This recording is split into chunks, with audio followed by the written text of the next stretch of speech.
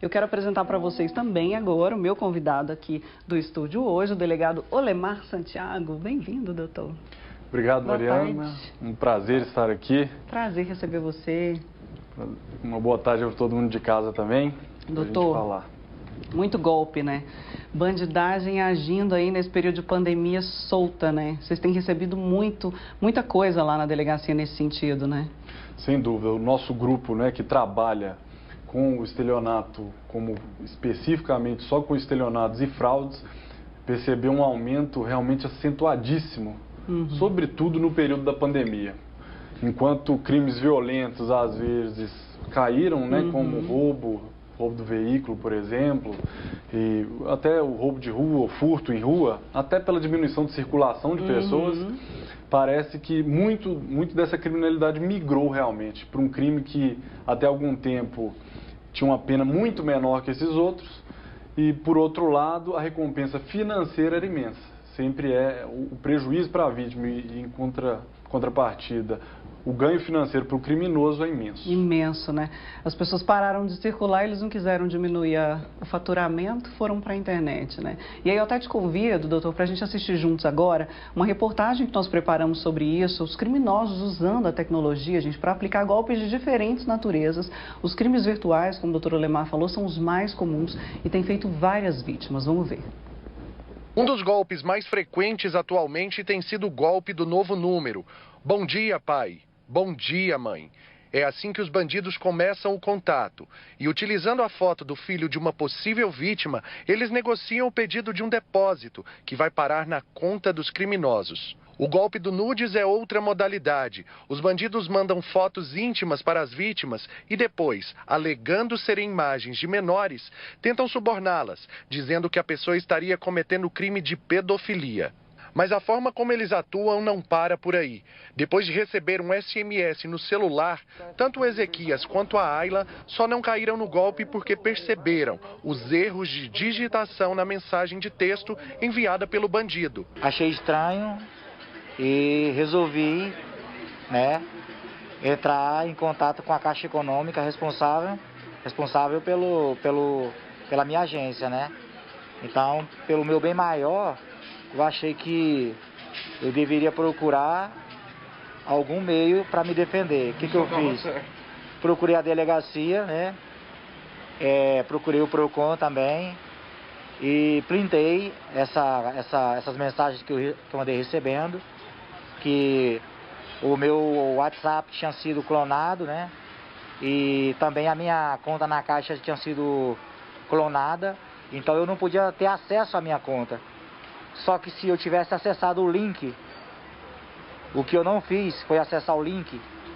Porque se eu tivesse acessado o link, eu tinha perdido tudo que tinha na minha conta. Sempre quando aparecem as mensagens no meu celular, eu não abro o link, né? Porque geralmente chega a mensagem pelo SMS. E aí, eu sempre tenho observado que lá, né, nas mensagens, tem erros de português, né? Fala que eu estou devendo banco, sendo que eu não estou devendo banco. Às vezes fala que eu tenho conta num banco e eu não tenho conta nesse banco. E aí eles falam que para desbloquear eu tenho que acessar aquele link. Aí eu vou e não ligo, porque eu sei que sempre é anunciado nas redes de televisão que a gente não deve clicar, né? Então eu não clico, não ligo. Já o Yuri não teve a mesma sorte e acabou caindo no golpe do comércio eletrônico. Direto a gente cai, né? No golpe do Pix. Como que foi? Me venderam uma camisa, falaram que ia entregar, falou pra me fazer o Pix antecipado para entregar e eu fiz e não chegou a camisa. Qual foi seu prejuízo? De R$80. É mínimo, mas a gente sente no bolso. Na internet, os golpes estão cada vez mais frequentes. Os golpistas, chamados de cybercriminosos, utilizam a tecnologia da informação para roubar o dinheiro das vítimas. Mas na vida real, o crime de estelionato também acontece. A Fabiane é vendedora e, em busca de realizar o sonho da casa própria, acabou sendo vítima de um outro golpe. Eu achei um anúncio de uma mulher que vendia casa, corretora, no Facebook. E entrei em contato com ela, conversei com ela, ela me levou em vários lugares, na imobiliária mesmo, lá no Canedo, Senador Canedo. E a gente assinou uns documentos lá dentro dessa imobiliária mesmo, mas aí nós não registramos no cartório. Eu fiquei com os documentos e ela com outros. E aí, assim, eu fui indicando minhas amigas para ela, porque ela ajudava a gente a comprar essas casas. E a gente foi ver as casas. A gente conheceu várias pessoas, ela apresentou várias pessoas para a gente ir em algumas casas da Caixa que ela tinha vendido para essas pessoas. E no final de tudo, foi passando tempos e tempos, ela disse que a casa ia ser liberada em janeiro, nós compramos em novembro, chegou janeiro nada, foi passando um ano, já tem 3 anos. Tanto ela quanto as amigas tiveram prejuízo financeiro. A Fabiane até tentou registrar a ocorrência, mas por conta da falta de provas, acabou não conseguindo. Eu dei só um sinal na época de 1.500 só para ela segurar a casa para mim, que ela aí assim que liberasse eu passaria o resto. Agora minhas amigas pagaram 7.000, 10.000, todas pagaram o valor já da entrada mesmo, na época. E até hoje tem uma amiga minha que ainda consegue contato com ela de vez em quando, eu já desisti. Ela consegue contato e fica cobrando, né? E aí uma tá entrando na justiça, pediu pra mim ir junto pra testemunha, pra mim como testemunha, né? Pra gente tentar ver se faz alguma coisa. Mas eu queria mesmo era alertar as pessoas. Igual eu falei pra ela, deixar nas mãos de Deus e alertar as pessoas para as pessoas não caírem nesse golpe. Porque às vezes a gente pensa que tá tudo certinho, mas certinho mesmo é ir no cartório, reconhecer firme, fazer tudo certinho. Meu Deus, uma casa, doutor. Assim, vários tipos de golpes foram mostrados, né, na reportagem, mas esse chama muita atenção, né, uma casa, assim, ela deu uma entrada ali, enfim, que loucura, né? Sim, principalmente quando envolver compra e venda de imóveis, as pessoas às vezes fazem algumas economias nesse processo, acreditando que estão né, fazendo alguma vantagem. Infelizmente, o prejuízo lá na frente é muito maior. Recomenda-se, nesses casos, sempre a consulta à matrícula do imóvel. Uma compra de um bem imóvel exige a consulta à matrícula. Paga-se, isso é público, a pessoa se dirige até o cartório que aquele imóvel está registrado e tem o direito de consultar a matrícula para ver se há algum gravame, se aquela pessoa que ele está lhe vendendo o imóvel é de fato legítimo proprietário daquele bem. Entendi. Portanto, para o imóvel essa dica é fundamental. Caramba, não sabia disso. A maioria das pessoas não sabe mesmo, né? Então, se alguém vai te vender e lote também ou não? Lote também. Lote, casa já construída, enfim, você pede a matrícula para a pessoa. Isso, se ela não tiver ou se você desconfiar daquele documento que ela te apresenta, é se dirigir até o cartório de registro de imóveis cujo aquele imóvel está vinculado, matriculado, e fazer a consulta lá na fonte mesmo. Essa é a certidão de nascimento do imóvel, é a matrícula do imóvel. Olha que interessante, tanta coisa que a gente não sabe, né? E acaba caindo aí na mão da bandidagem. Doutora, a gente recebeu aqui uma mensagem do Humberto, nosso telespectador, e ele relata o que muitos entrevistados aí da reportagem do caso falaram. As mensagens de SMS são um problema. A gente nunca sabe, né? Até aconteceu comigo esses dias, eu recebi e falei, não vou responder. Era assim, responda 9, tentei fazer um Pix, não deu. Responda 9 para sim, 0 para não. Aí eu falei, não vou fazer. Só que o Pix não foi. Aí entrei no aplicativo do banco, liguei no número do banco. Aí o banco falou, não, pode responder, porque esse SMS é do banco. Então a gente fica sem saber, né? Hoje, um dos principais meios, assim, sobretudo para esses golpes que foram citados aí na reportagem, existem duas maneiras. Esse golpe do novo número, que o repórter citou aí no caso, é um dos mais comuns. Ele não envolve essa questão da invasão do dispositivo. A pessoa simplesmente habilita um novo número com uma foto de um familiar, de um amigo, e passa a mandar mensagens para a vítima. A vítima, acreditando que está falando com aquela pessoa, acaba fazendo o depósito na conta indicada pelo criminoso e, claro, só depois vem a descobrir e fica no prejuízo. Nesse caso das mensagens, já vem a possibilidade de clonagem do aparelho.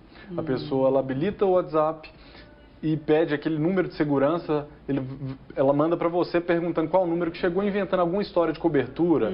Ó, confirma para mim o número que está chegando, aqui é do banco, alguma história de cobertura. E quando manda a pessoa, aí sim, ela ingressa no seu próprio WhatsApp, naquele que você tem, vê toda a sua lista de contatos e também passa a tentar algum tipo de golpe.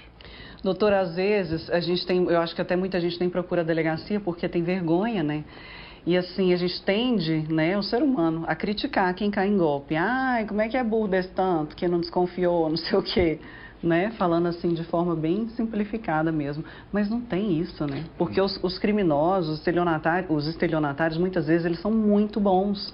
A lábia pega a pessoa ali na emoção, né? É interessante você falar isso porque hoje em dia a confirmação de dados, por exemplo, não deve te dar total segurança para continuar passando os dados que aquela pessoa quer. em vários golpes, como aquele golpe do cartão, por exemplo, que o motoboy vai até a casa de uma pessoa a título de recolher o cartão de crédito. Ela confirma todos os dados, porque vários dados os criminosos hoje conseguem em bancos clandestinos na internet. Então ela tem todos os seus dados. Isso, só por si só, não pode ser um critério hoje mais de segurança. Ah, então tem isso também. Se eu te ligo, falando já as informações, você fala, não, sabe meus dados, então é do banco. E no golpe do motoboy, por exemplo, após esse momento, o criminoso fala, então nós vamos mandar alguém da instituição financeira até a sua casa para coletar o seu cartão, coloque a senha no verso que a gente vai inutilizá-lo.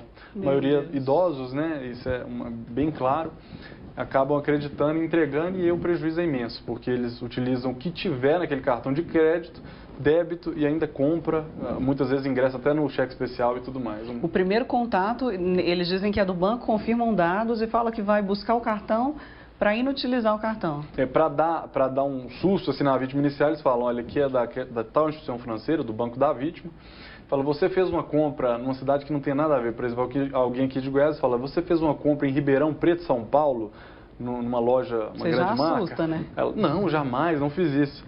Aí, de imediato, eles, opa, então deve ser uma fraude. Só confirma os dados aqui, que a gente vai mandar alguém na sua casa agora aí para recolher o cartão. Olha, pelo amor de Deus. A gente cai, gente. Não duvide, não duvide. Não se acha espertão demais, não. Porque a gente cai mesmo. A gente tem que estar atento sempre a como eles agem, né? Aos golpes novos, né? Na pandemia se fez muito esse do novo número. Sim. Dos links que a pessoa clica ali, às vezes por meio de link eles conseguem também invadir, né? E-mail, né? No e-mail, várias das vezes. Aí, outra dica, né, para essa questão, é a segurança com seus dados hoje. No e-mail, teve dúvida de qualquer elemento daquela cobrança que chega, seja até de uma loja que você compra, ou seja de outra, é realmente não clicar em nenhum dos links ali que aparece dentro do seu e-mail e fazer a visita à sua conta naquela loja e confirmar a procedência e a veracidade daquele boleto, daquela cobrança, daquele aviso que chega para você clicar. Caramba, é muita esperteza, né, gente? É o que a gente fala aqui sempre. Se usassem essa esperteza, essa inteligência para o bem, com certeza teriam sucesso aí numa carreira profissional. Só que muitos querem fazer carreira no crime mesmo, inclusive dão aula, tá? É o que você vai ver agora na reportagem.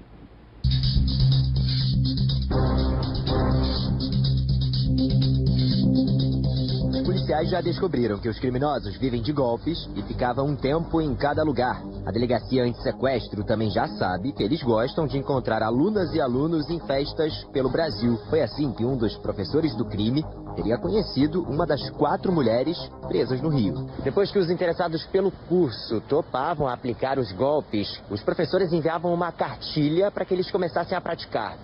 No estatuto tinha até um passo a passo de como enganar as vítimas.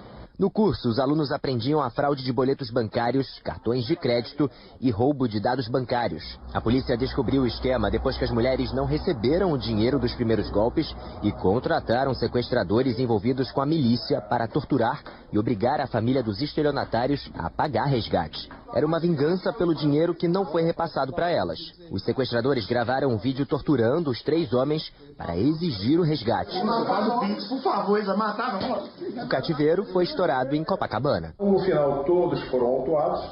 Os sequestradores, por sequestro, cárcere privado e tortura. Os estelionatários foram autuados por uso de documento falso, né, e falsidade ideológica e associação para o crime. Tá aí, dão aula, doutor. É surreal, né? É uma audácia, assim, é uma cara de pau sem tamanho, né? Ensinando a roubar dados. Que loucura é essa? Hoje o dado, né, a gente sabe daqueles vazamentos grandes que houveram aí de alguns bancos de dados públicos que tornaram-se a principal fonte aí dos criminosos. Infelizmente, não é difícil eles acharem hoje, eles compram verdadeiras assinaturas com listas, por exemplo, ele paga cerca de R$300, nas nossas investigações a gente já conseguiu ver isso, R$300 a R$400 para ter acesso a uma lista de 1000 nomes, uma lista bem completa, por exemplo, indicando inclusive vínculos familiares prováveis. Caramba! Daí que eles conseguem, por exemplo, no golpe do novo número, fazer já aquele vínculo oi mãe, oi pai. e iniciar a tratativa. E se mostrar criminal. mais confiáveis, né? Porque sabe de toda a relação ali da família. Agora, nesses dados que eles compram, tem tudo? RG, CPF, endereço, tudo? Tem. Em alguns casos, inclusive, foto da vítima ele já consegue no próprio cadastro. Em outros, com aquele dado que ele conseguiu ali no banco, ele procura na rede social e aí complementa o ciclo do golpe inteiro. Aí. Meu Deus, e aí consegue abrir até conta, às vezes, né? Abre conta, sem dúvida. Com esses dados ele consegue. Se ele ligar para o operador, ele abre uma linha em nome da pessoa. Se ele quiser abrir uma conta, ele forja um documento, troca apenas a foto. A maioria dos estabelecimentos não tem como conferir a foto. Meu Deus. Consegue. Tem alguma maneira, doutor Olemar, da gente saber se os nossos dados foram expostos, enfim, ou não? Tem uma excelente dica para o pessoal aí de casa.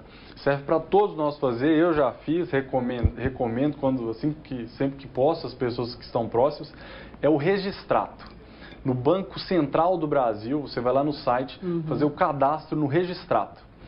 Ao fazer esse cadastro, ele te mostra empréstimos em seu nome, contas em seu nome, chave Pix registradas em seu nome em instituições financeiras brasileiras. Portanto, é uma recomendação que serve para todo mundo, é gratuito, o site é público, do Banco Central do Brasil. Ele vai te pedir uma validação junto ao seu aplicativo bancário. Então, é uma questão de 5 minutos. E na volta você já consegue acessar e fazer essas consultas.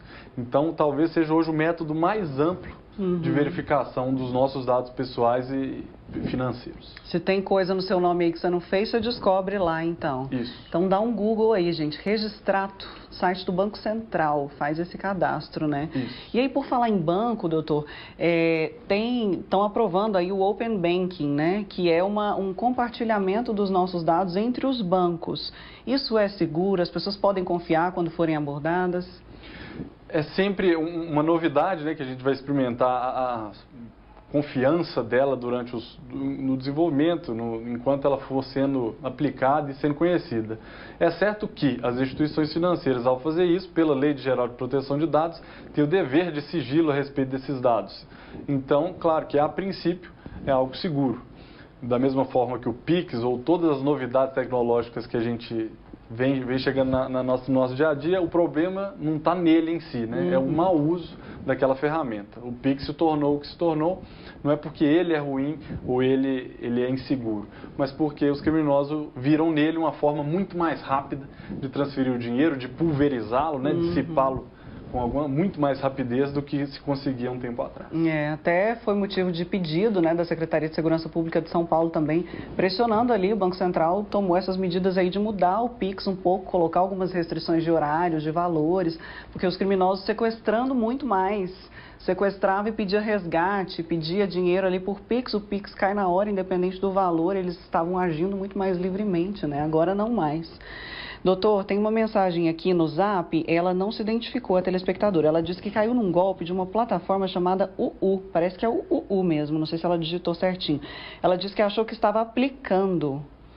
E aí ela colocou, agora estão com outra plataforma chamada de Cor da Sorte, no Telegram. Ela disse que foi registrar a ocorrência ontem. Parece ser de aplicar dinheiro, né, investimento. Pode ter sido. É importante, e assim, o estelionato tem essa característica muito clara, do ganho fácil, do ganho simples, né? A pessoa ali te promete um ganho inexequível. Por exemplo, aquelas grandes cadeias agora do Bitcoin, né? Empresas que falavam do Bitcoin. O Bitcoin em si não tem problema nenhum, ele não é ilícito. Agora, alguém te prometer a garantia de 10% ao mês, você tem que desconfiar, você tem que ficar com os 2 pés atrás. A chance desse procedimento, dessa empresa, desse investimento, não estar baseado num fundamento sólido, ilícito, é muito grande. Então, infelizmente, as pessoas querem fazer esse lucro rápido aí e acabam ficando com um prejuízo que dificilmente consegue se recuperar. Nesse caso aí, por exemplo, se for plataforma de investimento, geralmente é a criptomoeda, é um Bitcoin, os casos mais comuns que a gente pega lá. É isso aí. Aí vira moda, você faz um cursinho aí na internet, acha que sabe mexer já com investimento e entra pelos canos, gente. Tem que ter cuidado demais. Doutor, tem uma mensagem aqui de um telespectador, ele até pediu para não revelar o nome dele. Ele mandou um boleto em nome de Vanderlei aqui, não sei. Enfim, ele disse que tem recebido esses boletos, tem pago, mas ele não explicou certinho, assim, por que ele pagou, se é uma conta que ele tem mesmo, se o boleto é falso. Mas, assim, quando que a gente desconfia de um boleto? No boleto, quando você receber no seu e-mail, a primeira providência é checar o remetente. Checar se todas as letras ali foram digitadas iguaizinhas àquilo que você já costumou receber e tem certeza que é válido. Uma comparação, por exemplo, com aquele e-mail antigo já seria suficiente para você conseguir validar ou não. Por exemplo, uma coisa que ocorre muito, às vezes o final é o .com.br. Ele põe um .com, já é outro endereço eletrônico e, portanto, não deve ser levado a crédito como verdadeiro. Isso aí já é o suficiente para ele criar um outro site, é outro domínio, não é Brasil, inclusive ele pode estar sendo hospedado em outro país. É surreal esse negócio do site, gente, tem que olhar a extensão do site. Eu fiz matéria uma vez com um rapaz que comprou um carro, acho que foi mais de 30 mil, num site de leilão de veículo. E o site era um site muito parecido com um real que existe, só que não tinha o BR, era só final.com. Aí ele foi lá, negociou, a pessoa ali super confiável com ele o tempo inteiro, passou o dinheiro, no dia de mandar o carro, cadê o carro? Não tinha carro, não tinha transportadora, não tinha nada. Os 30 mil dele foram embora. Então, assim, olhar se tem o .com.br. É uma dica importante, né? O leilão falso voltou a crescer com toda a força também, e aí sempre o prejuízo é imenso, porque está se negociando veículos e um preço um pouco descontado, cai mais uma vez naquilo de desconfiar de uma oferta que esteja 10%, 20%, 30%. No caso do leilão, a vítima é levada com mais facilidade ainda porque o leilão, geralmente, o preço está descontado, está um pouco abaixo. Então, quando ele vê um site, assim, a dica é sempre confirmar com aquele site, ligar. E, assim, eles têm quase centrais telefônicas do crime mesmo. Então, não se deixar levar por aquela primeira impressão, desconfiar, sobretudo, da conta indicada para depósito. Muitas vezes são contas de pessoas físicas. Empresas dessa envergadura jamais usariam a conta de pessoa física para receber um valor desse. Em outros estados, às vezes, fala leilão, alguma coisa, Goiânia, sendo que a conta que você está dirigindo, todo aquele valor é para São Paulo. A maioria dos leilões falsos estão sediados lá, as quadrilhas. Esse rapaz. Lá, era né, em São Paulo. Estão lá. Então, mais um fator que você deve levar em conta na hora de desconfiar é isso, a direção, as contas indicadas. Na dúvida, não deposite, não seja levado aí a erro e ao prejuízo. Tem uma mensagem de uma telespectadora nossa que ela conta o que aconteceu com ela, acabou de cair num golpe também, mas antes de ler a mensagem dela, eu quero te mostrar uma reportagem, gente, que traz um dado alarmante, né? Até por esse motivo também a gente está trazendo esse assunto aqui tão útil, tão importante no programa. O número de pessoas vítimas de golpes dobrou aqui em Goiás. No ano passado foram registrados 12 mil casos. Nesse ano já passa de 24 mil ocorrências, todas de estelionato, tá? Uma média de 4 vítimas por hora. Os crimes de estelionato não param de crescer em Goiás. E golpes já batidos como o do Novo Número e o Bença Tia continuam gerando inúmeras vítimas em todo o país.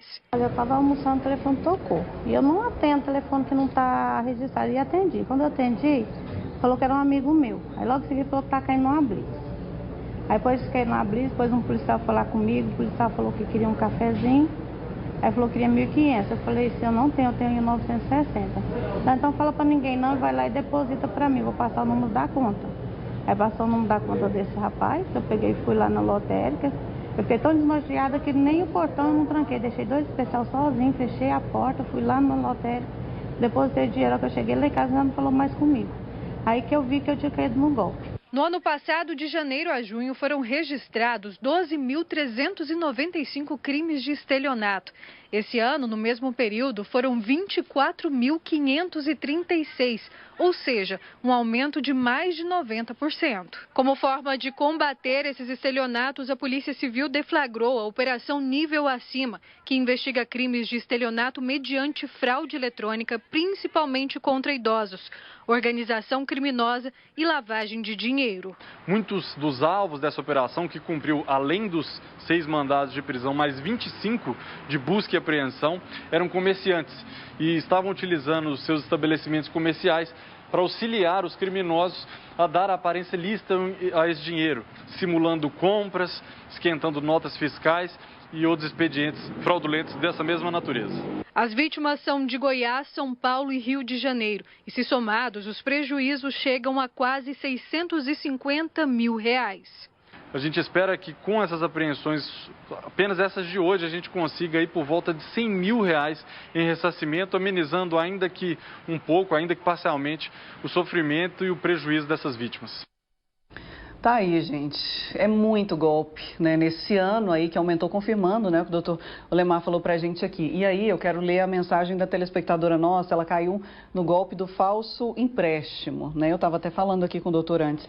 Os estelionatários falaram para ela que eram da BV Financeira. Aí ela pediu o empréstimo, falou que precisava do dinheiro e tal. Eles falaram, não, nós vamos te emprestar.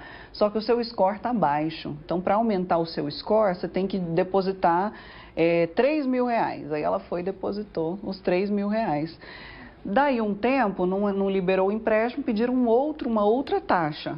Aí ela falou, não, é golpe, né? Não é possível e tal, e não viu mais esse dinheiro. Ela que, na verdade, precisava dessa quantia, acabou foi passar dinheiro para os criminosos, né? Esse golpe do falso empréstimo, a principal dica é entender como funcionam esses empréstimos. As próprias instituições sérias, financeiras sérias, indicam o seguinte: não há essa hipótese da pessoa pagar antes de receber o valor do empréstimo.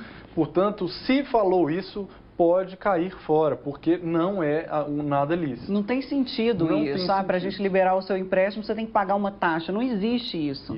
Essa informação das próprias instituições financeiras que dizem que jamais, isso não é o padrão de negociação envolvendo empréstimo de dinheiro. Até porque se o seu score for baixo, não é uma taxa que você vai pagar que vai melhorar, né? Vamos até explicar, doutor, de uma forma bem simples, o que é esse tal desse score, que ninguém entende isso. O score de crédito é o chamado cadastro positivo também, que é uma opção da pessoa. Hoje ela pode ir lá num determinado site e se colocar seus dados à disposição. Ela assina um termo que está autorizando o rastreio das suas contas, dos seus pagamentos. O que faz? A pessoa que paga tudo em dia, que tem uma movimentação financeira relevante, não atrasa, não fica inadimplente por um tempo grande, acaba elevando esse score. Com o tempo, então, a instituição financeira vai levar isso em conta, muitas das vezes, na hora de te conceder um empréstimo, às vezes até mais vantajoso. Um bom pagador provavelmente encontrará condições mais vantajosas para o empréstimo. E, claro, alguém que já está inadimplente, alguém que já está devendo, terá o score baixo e, portanto, o risco do crédito é muito mais alto. E, claro, o valor, para tomar um valor de empréstimo, também será consequentemente mais alto. Mas mesmo eu não fazendo esse cadastro, eu já tenho, todo mundo tem essa pontuação, né? Tem também, mas assim, quem não quiser, quem não autorizar, você pode pedir o cancelamento, ou seja, que seus dados não sejam consultados, não fiquem no score positivo, no cadastro positivo. Entendi.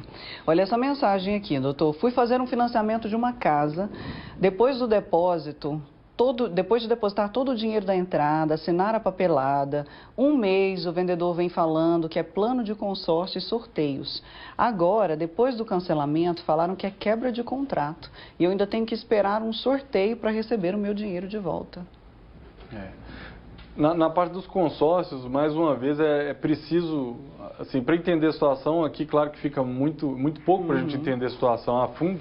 A gente aconselha, nesse caso, sobretudo se você contratou uma empresa que existe, que tem uma sede, que tem você sabe que não é, a empresa em si não é fraudulenta, a ideia de quebra contratual pode de fato existir e caso você tenha sido lesado, a dica é procurar realmente um advogado para que possa acompanhar o seu caso. Nossa, a telespectadora que falou aqui da plataforma que ela caiu, ela mandou aqui as fotos, né, deles no grupo do Telegram e tudo, ela perdeu R$11 mil, gente. A empresa se apresenta ali de forma aparentemente confiável, né, em redes sociais, não dá para confiar não. E aí tem muita gente aqui falando que está caindo, viu, que está sendo vítima. Um rapaz aqui de São Paulo falou que essa que eu li agora é de São Paulo. Esse da casa lá que ele deu entrada, enfim, é de São Paulo. Desconfiei, uma outra tentativa de golpe. Na ocasião, me ligaram por WhatsApp afirmando ser da Polícia Civil, apresentando um BO falso com o número do meu CPF. Desconfiei quando o suposto delegado pediu R$5 mil para tirar a queixa. Meu Deus, golpe usando o nome de delegado. E eles pegam nomes mesmo de delegados reais, né? pegam um que se passou na primeira reportagem que a gente viu aí, que é a chamada sextortion, extorsão com conteúdo sexual. Muitas das vezes eles fazem isso, manda aquela foto íntima, troca uma mensagem simulando ser uma pessoa ali mais nova, geralmente um homem mais velho, a maioria das vítimas, e em seguida simulam ser um delegado. Nesse caso, como cada golpe tem sua especificidade, a maioria das pessoas são lá do Rio Grande do Sul. Em seguida eles dizem que são um delegado, que são parentes daquela menina vítima que passou suas nudes, passou suas fotos, e em seguida começam a exigir dinheiro em troca de não haver uma apuração criminal, né? Isso aí seria crime, claro, de qualquer agente público que agisse dessa maneira, mas é importante conhecer que em 90% desses casos, na verdade, todos que chegam lá realmente são falsos, não são pessoas, não tem nenhum agente público envolvido por trás disso, então, é realmente um criminoso. O nome, né? Usa o nome dos delegados, né? Os nomes. E aí, gente, eu fico pensando, qualquer homem pode cair numa dessa, né? Porque o tal do homem gosta de ter uma menininha ali conversando com ele na internet, aí ele olha o perfil, acha bonitinho, interessante e tal. Na verdade, às vezes essa garota nem existe. E aí ela começa a conversar, faz bem pro ego desse homem, esse homem fica ali conversando, tá? A menina, manda a foto. O cara achou bom, né? Tá conversando ali, tá se achando um garanhão e tá achando legal a história.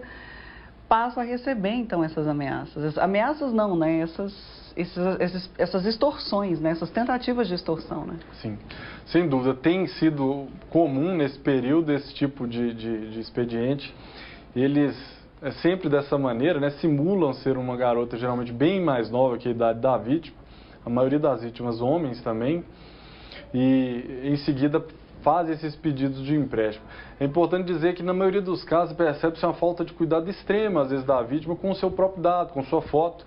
Às vezes uma conversa ali de 2 dias já está passando a foto nu. Muitas vezes elas pedem com crachá, com identidade, para dar mais peso no momento de extorquir essa vítima depois. Doutora, a gente tem o Jairo aqui, do Jardim Esmeralda, em Aparecida. Ele quer saber como agir quando alguém simula um golpe querendo dinheiro em nome de algum familiar.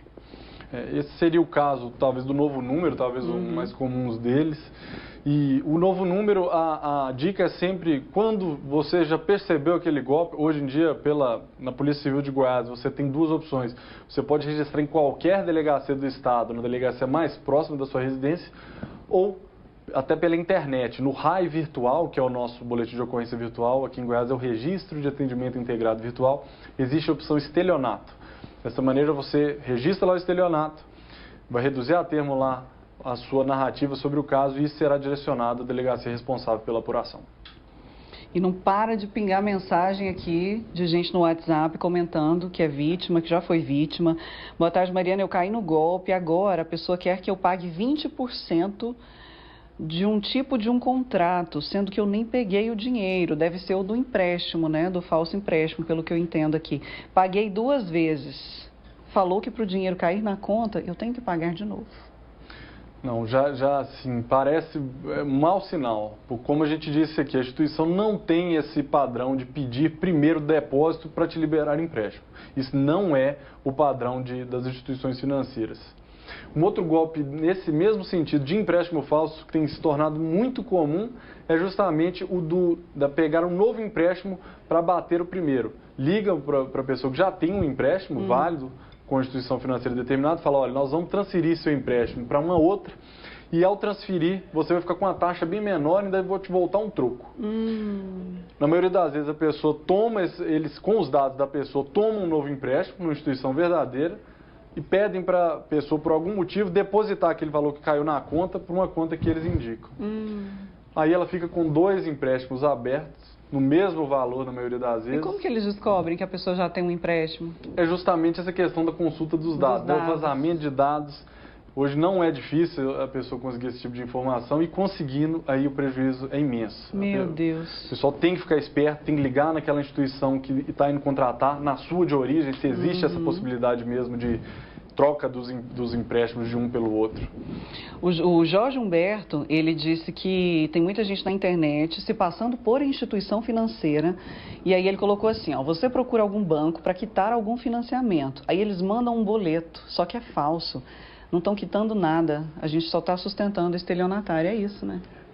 E não conferiu a extensão ali do domínio, entrou numa página semelhante, mas falsa, é o suficiente para cair nesse artifício, nesse engodo, nesse estelionato.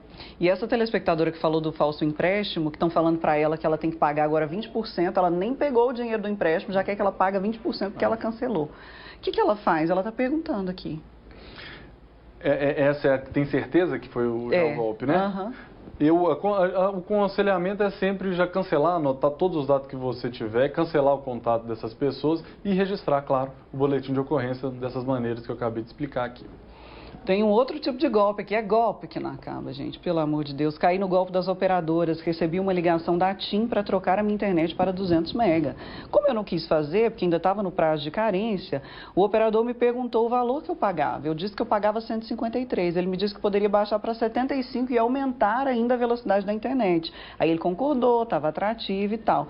Disse que ele já tinha todos os dados, já tinha feito a mudança e que ele tinha que pagar passar um PIX de R$80, senão ele ia cancelar a internet dele. Nesses casos, mais uma vez, ligar para a sua própria operadora, para o número que você conhece, que você já sabe que é verdadeiro. É a maneira mais rápida, mais ágil, mais eficiente de evitar cair no golpe. Um outro pedido de ajuda aqui do nosso telespectador, ele falou o seguinte: eu vejo anúncio de lojas de automóveis fazendo propaganda de veículos. Aí ele disse que entrou em contato com uma dessas, gostou, pediram os dados, só que ele recusou. Falei, qual a minha segurança? Ele colocou aqui, será que é verdade? Será que é mentira? Esse tipo de anúncio, eu posso confiar? Pelo que ele falou aqui, loja de automóveis. Muito difícil também, assim, por cima saber, né? Difícil por cima, assim, pouca informação para a gente saber se é aquele golpe, por exemplo, do intermediário, que eu comentava um pouquinho mais cedo. Vamos falar daquele. Tem esse outro golpe também que o doutor estava me explicando aqui, gente, que, por exemplo, a pessoa vai lá e clona um anúncio real que existe lá numa OLX da vida, por exemplo. Isso. E aí? Aí o que ocorre? A pessoa interessada em comprar aquele veículo, a maioria dos casos que a gente vê é de veículo, mas poderia ser qualquer outro produto, ela acaba ligando no anúncio que a pessoa clonou. Então, aquele fraudador, o intermediário, ele viu aquele anúncio verdadeiro, reproduziu com as idênticas fotos e descrição do veículo, só que pôs um precinho um pouco mais baixo. A pessoa filtrou ali pelo preço, o comprador achou primeiro esse anúncio do fraudador. Ele liga para o fraudador, olha, gostei desse carro, como é que é? Não, o carro não está comigo. Ele está com o meu amigo, é o vendedor original, mas que na verdade não existe relação alguma. Então você vai lá, pode olhar e depois a gente combina aqui o acerto. No dia, esse fraudador, ele liga para o vendedor verdadeiro e fala assim, olha, meu compadre, meu cunhado, está indo aí olhar o carro, pode mostrar o carro, pode mostrar o que ele quiser, mas não fala de preço não, preço deixa baixo, a gente combina aqui depois. Meu Deus. A vítima, o comprador, vai lá, vê o carro que existe, o carro existe, está ótimo, está perfeito. Combina o que quer vender, mostra, achando que está mostrando, né? Para alguém que quer, e na verdade quem está vendo também não tem nada a ver. Não tem nada a ver, duas vítimas nesse caso, o criminoso é esse intermediário. Marca-se o dia de comprar o carro, vai-se no cartório muitas vezes tem caso de recibo já assinado, recibo de compra e venda, já assinado. E nesse momento ele autoriza, olha, pode passar o dinheiro. Aí a vítima passou o dinheiro para esse do meio aqui, o intermediário, o criminoso. O dinheiro nunca chega no vendedor. Ele, olha, beleza, eu te dou o recibo assim que o dinheiro cair na minha conta. Até inclusive a dica, você não passa até confirmar com o seu banco, você como vendedor desse veículo, que o dinheiro caiu na sua conta. Comprador jamais aceitar esse intermediário aí, de preferência não negociar com intermediários e ter a certeza que está depositando na conta daquele vendedor, do dono do carro. São prejuízos grandes, só nesse mês entrou lá na ADEIC junto conosco, 3 casos aí de perdas de 150 mil cada uma das vítimas, comprando caminhonetes. Meu Deus. E um caso ainda mais grave com 500 mil de prejuízo nesse mesmo golpe. Caramba! E é um golpe tão ardiloso que dá até um nó na cabeça da gente, né? A gente fica assim, gente, como que eles conseguem fazer esse teatro todo? Agora, até nos últimos casos, antigamente não, mas desses últimos casos, até um recibo falso para o vendedor, o intermediário manda. Ele manda no preço que o intermediário está pedindo, que o vendedor estava pedindo. Enquanto a vítima depositou um pouquinho menor porque foi o combinado. Aí, isso aqui, claro, para ganhar um tempo, para ganhar mais tempo de espalhar esse dinheiro que bate nas contas que ele indicou. Pois é, aí é difícil, porque caiu o dinheiro lá e eles pulverizam, né? Pulverizam. A praxe desse pessoal é bater numa conta, essa primeira conta a gente já sabe que o dinheiro nunca fica ali. Eles realmente espalham em outras contas para tentar dificultar e espalhar, inclusive, a responsabilidade pelo valor. Caramba. E aí a dica para quem compra ou vende alguma coisa pela internet é você pegar o contato ali de quem está cara a cara com você e não, meu primo, meu não sei quem, não. Negocie às claras, não fique pensando nessa questão da vantagem. Preste atenção, por exemplo, na hora de ver o carro ali, fale abertamente, a situação é essa, eu posso pagar, é tanto. É isso que você está pedindo pelo carro? Não, eu estou pedindo, por exemplo, nesse caso da caminhonete, estou pedindo 190. Então, 150 que você está indo pagar não tem nada a ver com o que eu estou pedindo. Já está um péssimo sinal aí. Se tivesse intermediário, então, eu aconselho, inclusive, que ou a vítima, ou o vendedor também, que é vítima, procurem no mesmo site ou em outros de venda de carros, anúncios semelhantes clonados, porque aí você denuncia e manda cair aquele anúncio, né? Derruba aquela página falsa. Que loucura, hein? Vou fazer um break agora bem rapidinho, muita pergunta, já a gente volta com a pergunta do Reginaldo aqui, ele quer saber sobre empréstimo também, se podem cobrar taxa ou não antes de liberar empréstimo. Vou fazer essa pergunta para o doutor Olemar já, então um break bem rápido, a gente volta no instante.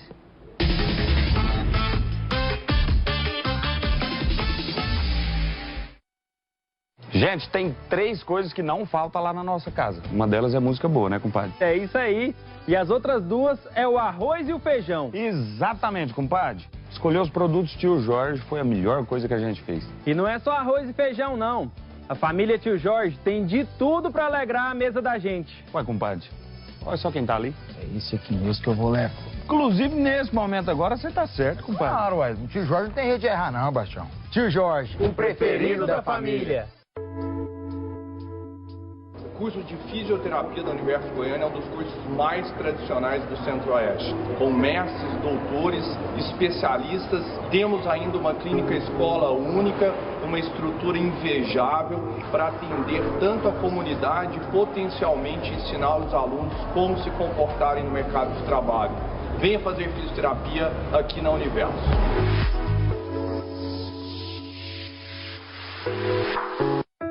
De onde vem o dinheiro? Como funciona o cartão de crédito? Poupança, investimentos, juros? Tudo isso é muito complicado, certo? Errado. Complicado é crescer sem entender essas coisas. Saber a importância de poupar, de investir e de sonhar pode mudar o futuro de uma pessoa. Por isso, o governo federal, por meio do Ministério da Educação, criou o programa Educação Financeira nas Escolas, que vai oferecer aos professores cursos gratuitos de ensino de educação financeira, produzidos pela CVM e parceiros. Professores, conheçam os cursos e materiais educativos disponíveis para download em edufinanceiranaescola.gov.br. Ministério da Educação, Governo Federal, Pátria Amada Brasil. Atenção. Você queimou minha garganta. Uma recuperação dos programas. Nesta terça, 10h30 da noite, Masterchef.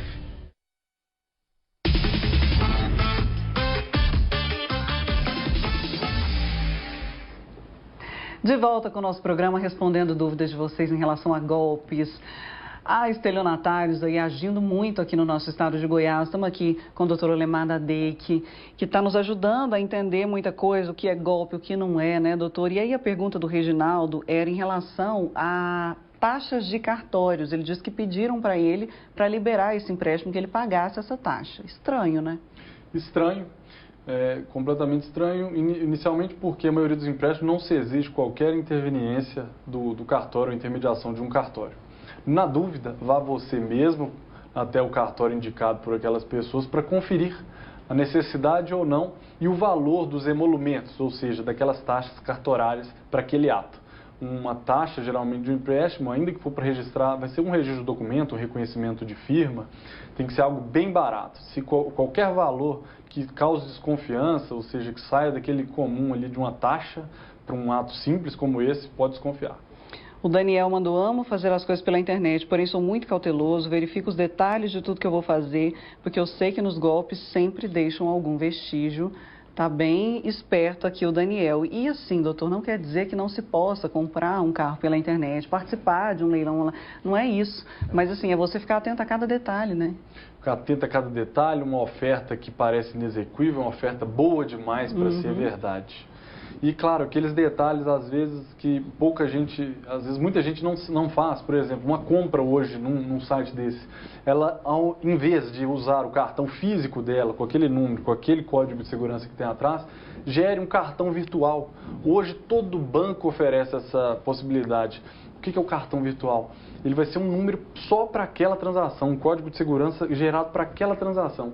Então a chance de fraude, de clonagem, de usar aquele dado que você gravou numa loja para uma compra ilícita, uma compra que for dirigida para o criminoso, é muito menor. Então a cada compra eu posso gerar esse cartão virtual? Isso. Todo o banco, você pode ir lá dentro do seu aplicativo bancário, na parte dos cartões, você vai ver lá cartão virtual. Hoje todos os grandes bancos já têm e esses virtuais também. Você gera para aquela transação e traz uma segurança muito maior, dificulta muito mais a vida do criminoso. Tá certo. Não liga não, gente. Pô, fica ligando aqui no Zap, escreve, meu povo. Ó, mensagem: minha avó é aposentada, estão descontando no salário dela. O que eu devo fazer? Descontando na aposentadoria e pensão. Diz que nem está recebendo, a dona Coraci, a avó aqui dessa pessoa, mas não falou como fizeram, nada. Se estão descontando sem a aquiescência dela, sem a concordância dela, sem a ciência dela, pode ser o caso de um crime, pode ser um erro também da própria instituição. Recomendo inicialmente que vá até a instituição financeira que está fazendo esse lançamento e não resolvendo, ou resolvendo lá pela metade, havendo a chance de ser um crime, também procure a Polícia Civil para registrar o seu boletim de ocorrência. Olha aqui esse outro, doutor. Outro golpe novo. Um advogado te liga de Brasília dizendo que você tem um resgate do plano Collor, poupança bloqueada, que você tem que ligar para outra advogada, endereço para atendimento presencial em Brasília, exige um Pix para liberar. Não, isso aí é bem comum, já recebi mais de uma vez na delegacia esse caso idêntico. A recomendação é: vá até a instituição financeira responsável por aquela conta indicada e confira com eles, no banco, a veracidade dessa informação. Muito provavelmente é falso. Meu Deus. Pessoal ligadinho, pedindo beijo para Elisângela. Obrigada a todo mundo que participou com a gente aqui no Zap. Tamo junto, viu? Um beijo. Temos uns segundinhos para encerrar. Dica, doutor, é sempre não clicar em nada que desconfiar, fazer as verificações todas, né? Isso. Uma dica pro celular é aquela também de você impedir que sua foto seja visualizada porque não seja seu contato. Vá lá em configurações, privacidade, segurança e permita que apenas seus contatos visualizem sua foto. Dessa maneira, você impede que o criminoso pegue sua foto e use contra um parente seu. Uma segunda coisa que evita a maioria, inclusive da clonagem do WhatsApp, é a instalação da verificação em 2 etapas. Essa verificação em 2 etapas dá um trabalho muito maior, dificulta sobremaneira a vida do criminoso para clonar seu WhatsApp, ou mesmo sua conta do Instagram, do Facebook, ou qualquer outra rede, aquela que tiver, o mesmo site de compras talvez. Onde houver a possibilidade de fazer, faça. É isso. Obrigada, doutor Olemar Santiago, lá da DEIC, uma simpatia aqui com a gente. Um beijo para toda a turma da DEIC, Rodrigo Albino, quem mais lá? O Paulo Ludovic, doutor Paulo, o Alessio, nosso chefe lá da DEIC. Doutor Alessio, um beijo, até amanhã, gente. Tchau, tchau. No controle